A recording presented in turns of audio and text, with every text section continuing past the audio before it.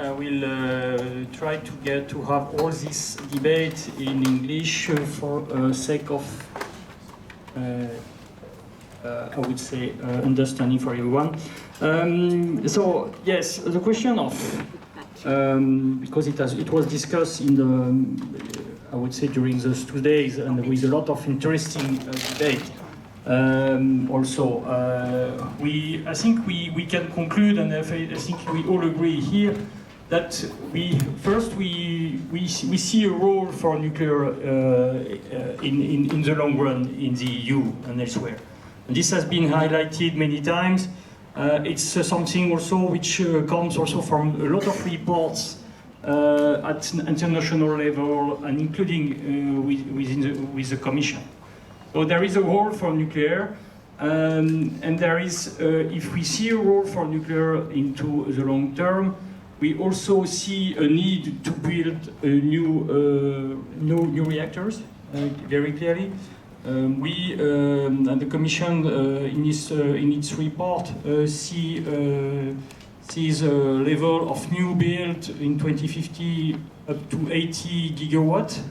FORATOM also commissioned a study, as was mentioned before, that would see a higher number of new capacity that could reach 130 gigawatts of new capacity. And those figures are huge, clearly, and need a lot of efforts to be developed.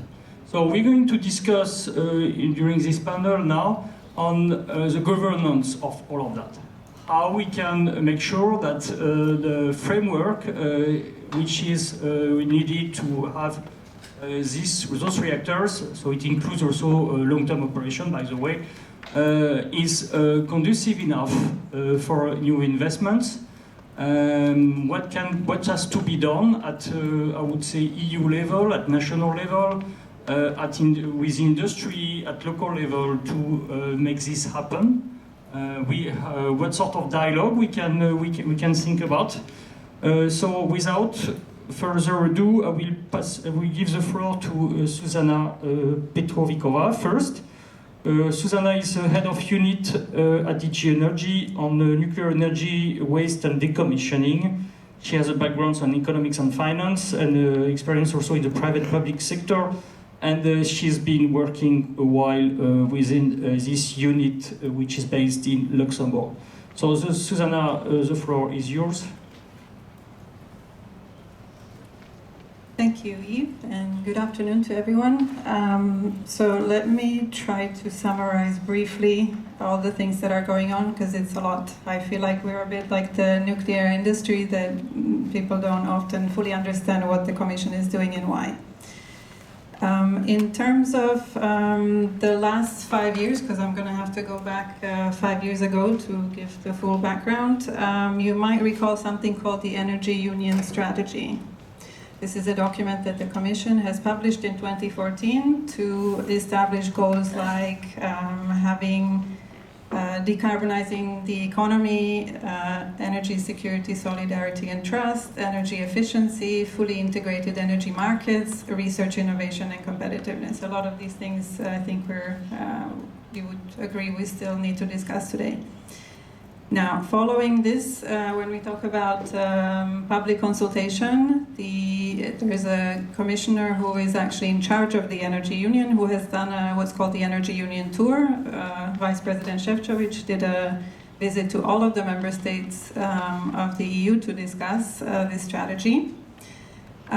We have followed this up with a pretty heavy legislation package. When we come up with several proposals, these are always packages. So it was called the Clean Energy for All Europeans package. If you remember, this came out in end of 2016. It's about 8 legislative proposals. They have to do with everything from energy efficiency, renewables, governance, etc. This has gone through the normal co-decision procedure with the European Parliament and the Council. And what is still on the table of this today? In order to reach the Paris climate targets, we have found an agreement with the Council and Parliament that we would not have targets at national level, but we would have a target at the EU level, which the Commission would then inform the IPCC, the International Party, the Climate Change, sorry, I can't remember the acronym, on behalf of the EU to give the European contribution to achieve these targets. So, as some of you might be aware, that all EU member states have submitted what's called National Energy and Climate Plans end of last year to the European Commission for analysis to see if we are achieving this target at EU level. We are, let me just say, we are not quite there yet, we're close.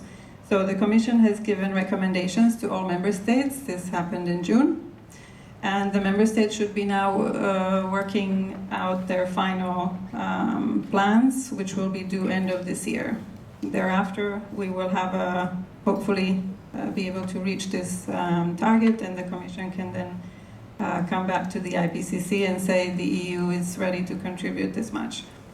Now, this is one strand of the work. There's a lot more going on. I'll just briefly mention a few, and then when during the question-answer session we can address anything else that is of interest.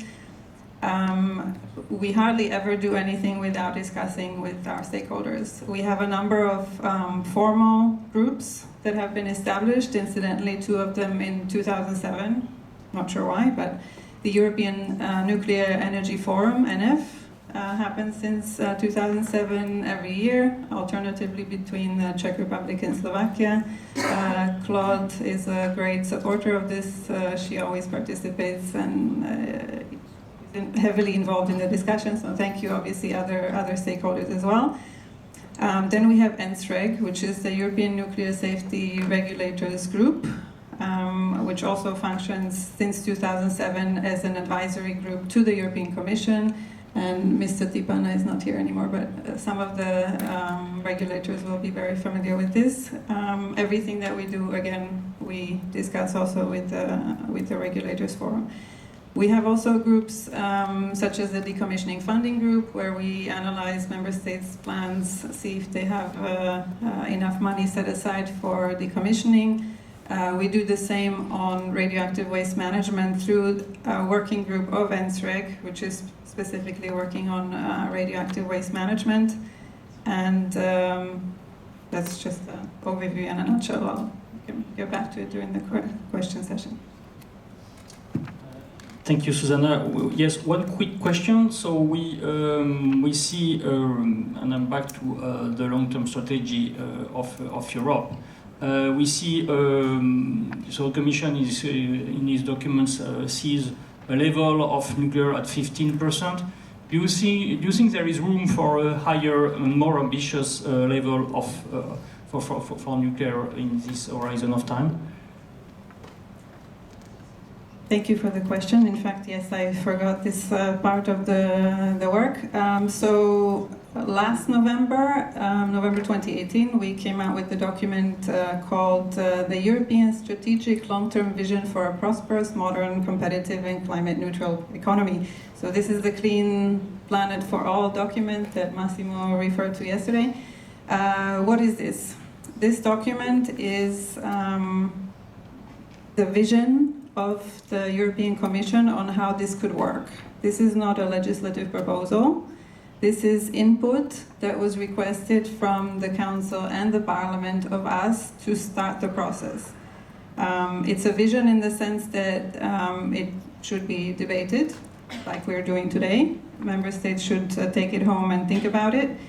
We have here scenarios. There are 8 scenarios, which shouldn't be seen as an either-or, because if you read, there's a very short document, but there's a really heavy background document, about 400 pages, that lists all of the numbers behind the analysis. That it turns out that if we are serious about decarbonizing fully by 2050, we're going to have to do all of the things that are mentioned. So in fact, all of the 8 scenarios are cumulative. The idea of the 80% renewables, 15% nuclear is indicative. The percentages also come from an estimate of where energy demand will be, which, as you can probably imagine, is also a moving target because we have, for example, population growth, we have economic levels, we have GDP growth, we have how much we can actually reduce demand through energy efficiency, and then you add all of this up and you get to a figure, so we could be completely off or not. So there's more details in the documents there to see where we came from. And as Massimo mentioned yesterday, the percentage is not as important as the absolute figures. So if you look at the absolute figures, they're more or less in line with analysis done by other bodies, but the IEA, I think NEA has come more or less to a similar number in terms of how many gigawatts of nuclear capacity we could have by 2050. Thank you very much, Susanna. So now we'll turn to Ate Arciani. I'm sure of the pronunciation, but sorry for that. So Ate is you're a member of the Finnish Parliament, and you've been elected in last April as a member of the Green group of the Finnish Parliament, and you're representing the Helsinki City Council, and you're a politician with a background as a researcher on socioeconomic impact on climate change. So I think the floor is yours. Thank you, Yves. Big issues. I would just, regarding any types of like dialogue between stakeholders or on any levels, I think it's very important that we anchor the debate on global perspective. Even the EU vision has its clean planet for all, a planet. Not clean Europe for Europeans. So that means that we have, I think, 4 major challenges that we need to cope with. One is, of course, the climate change, rapid decarbonization. Then we have massive threats on biodiversity, loss of biodiversity, driven by fragmented living areas and also the climate change itself. We still have poverty issues. We still have people without electricity, without clean cooking. These have to be met. And then we have, in general, just growing resource use where we extract stuff and then put it back to somewhere, creating problems. And the solution to all of this is to have enough clean energy. And of course, here is where nuclear plays a clear role. And this global perspective, I think, no matter what level you're debating these issues, this is where it should be anchored. And if this is the selling point, I think. Kind of meeting up with these challenges, solving this is, from my perspective, is very optimistic to think that we could do it without developing new nuclear, increasing investments in developing nuclear power as well, alongside renewables, or rather alongside solar, wind, and geothermal. I'm not a big fan of biomass because it feeds to the other issues. So I think that's kind of the. That should be the starting point in any, and then it's good to debate on a local, national, regional, European level of what we do, how we do. But whatever we do, it should be taking steps toward this global level, kind of saving the planet. But like taking the steps toward a systemic, creating a better world for the more from systemic point of view, not just trying to draw lines. Okay, this is Finland. Now, if we account on the right way, we can be carbon neutral by year, blah blah, and so on. Those can be somewhat okay policy tools, but we should still make sure that whatever we fit, what kind of policies we take under these types of goals, are actually such that they do help us in solving this global issues. And in general, I think often the problem today is that we have a lot of policy negotiations are target-based, so we put years, we put shares, we put stuff like that. But as you said, like the absolute numbers, and also I think we should fit. I mean, the targets are important. They give us the boundaries for our policies in a sense. But we should also be sure to balance it a bit towards action-based, creating frameworks, regulations, stuff that puts investments going, taking actions, putting investments in places that actually start creating putting us towards those targets. But yeah, happy to answer more questions. But I think this global perspective and whatever you then start to analyze from that point of view, that's the anchor point on any energy debate today. One quick question which relates more to the context of Finland. So how, because we've seen a very strong support from the Finns on nuclear, and this is, I would say, a specific case in Europe. How would you explain this? And as a Green MP, how you engage with people on this debate? Thank you. I think there are multiple explanations where you can pick your favorite from. One is, of course, that we're a pragmatic nation of engineers and well educated and so on. So we're somewhat better than to analyze this type of technical scientific stuff. One is, of course, I'm not saying which one of these is right. I mean, you can pick. One is then the fact that we have had earlier, today we have a bit of an issue, but successful nuclear nuclear projects, and we've been able to spread out the wealth and benefits created by those plants to the whole society. And then, of course, one issue is the fact that we are the forerunners in final waste management, which kind of closes different loops on the debate on what to actually kind of like the counter arguments. Then you start to have answers on those. Then maybe it's also a matter of luck in the sense that, for example, time-wise we made investments, nuclear decisions. Then we saw energy Wende happen, and then we're now seeing that doesn't really work, and so we can be like, okay, maybe we were right by building power plants and so on. But I think it's some kind of a sum of all these factors, worth of a couple of PhDs, I think, to find out why.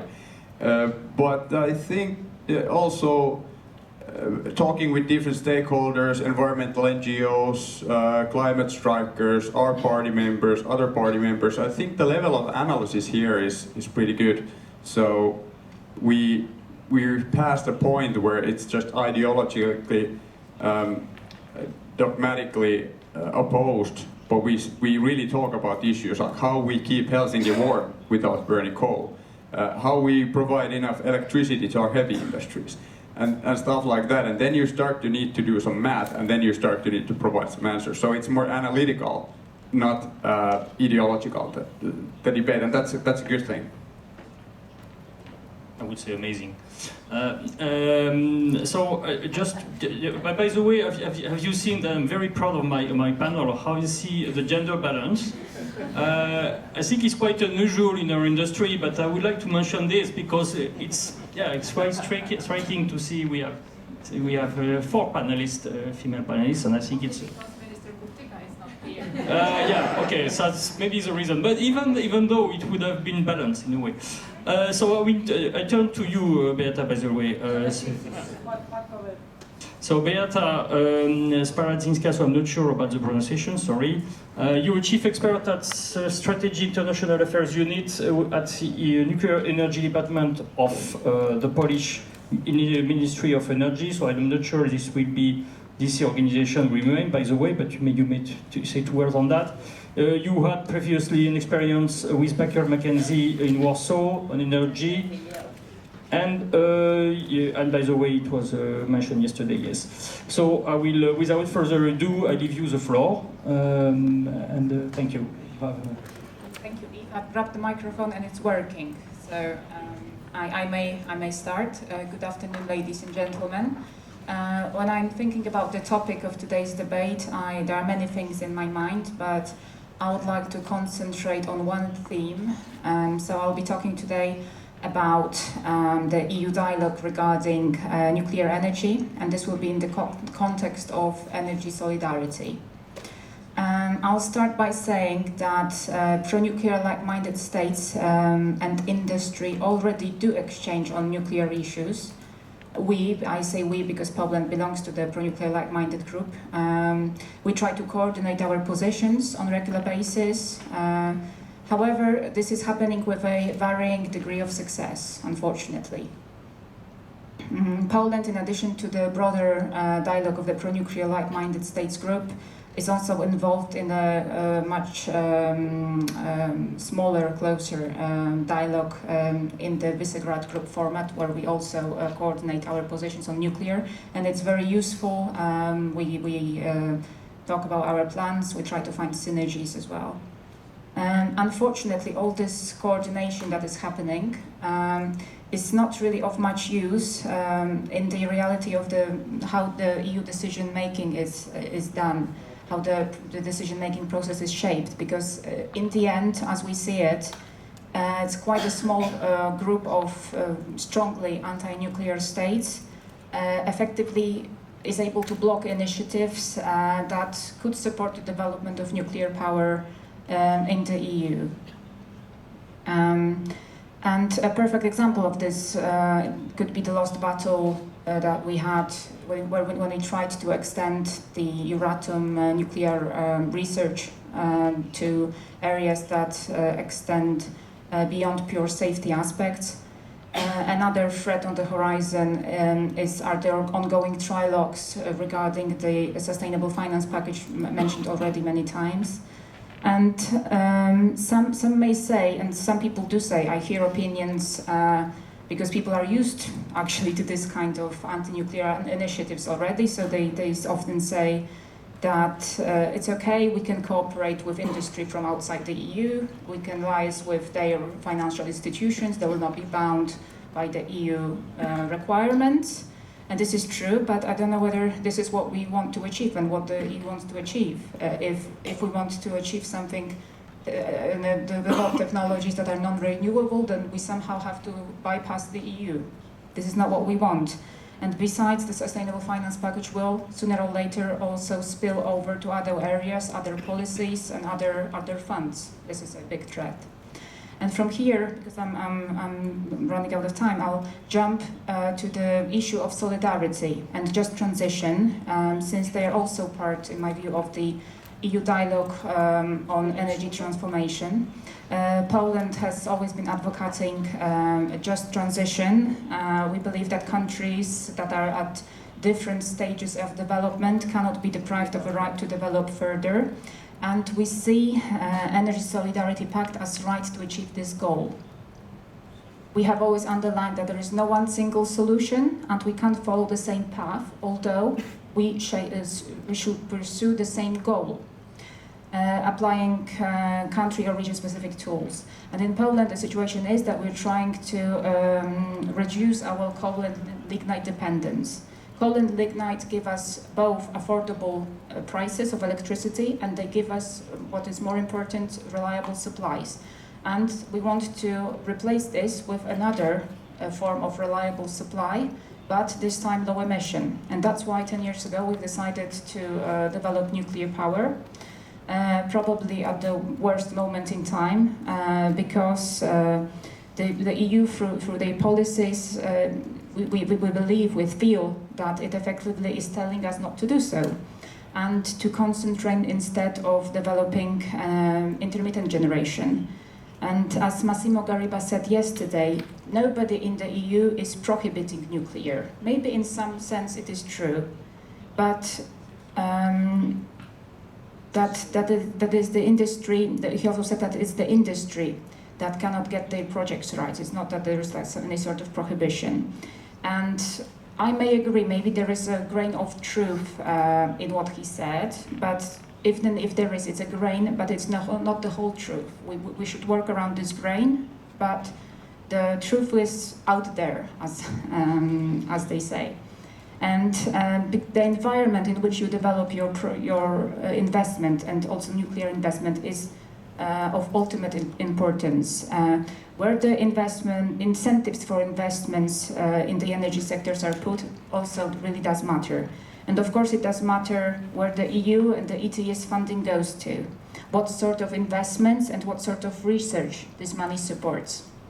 And if competing investments are heavily supported and supported in a number of ways, while your nuclear project is debated as to whether it should or it should not be allowed to obtain financing from the financial sector, then it does affect your decision making, and it does bring about the wait-and-see approach. And this is what we observe with many nuclear projects in the EU. It was also said yesterday that currently there is lack of political will to develop nuclear in Europe, but should I really need political will in my neighboring country to be able to decarbonize my energy mix if I decide to do it also with nuclear, not only but also? And we would like to finish. I'd like to say that Poland, we would like to be supported in our decarbonization efforts, even though we intend to achieve this goal also with nuclear. And at the same time, we don't want our nuclear investment to be hindered with initiatives like the Sustainable Finance Package, for instance. And we do want, finally, our project to have equal access to European Investment Bank funding. So this is how we see much more broadly the issue of solidarity and just transformation. It's not just pure money transfers, as Poland is often perceived, that just pure money transfers we want, but it's an energy solidarity pact that respects both the national assets but also the national decarbonization and diversification policies. Not only respects them but also supports them. And with this I will finish. Thank you very much. Thank you very. Does it work? Yeah. Thank you very much, Beata, for those very strong words, I would say, and I think it's really a very good signal for me to see Poland making so much emphasis on the role of nuclear ahead when it comes to decarbonization policy. And I have one question for you, a little bit delicate. You will tell whatever you want. On that is there is this the European Council, so we know the heads of states are gathering next month in Brussels, and they're supposed to address the question of the zero carbon target for 2050. And we know today that Poland is one of the last member states which remain reluctant to endorse this move. And my question would be, how sort of trade-off bargaining you would envisage to regarding nuclear to make to ease your decision in that direction? Thank you, Yves. Indeed, this is a very sensitive question, very highly political, and difficult to answer at this point because actually we are still working on our position for the December Council.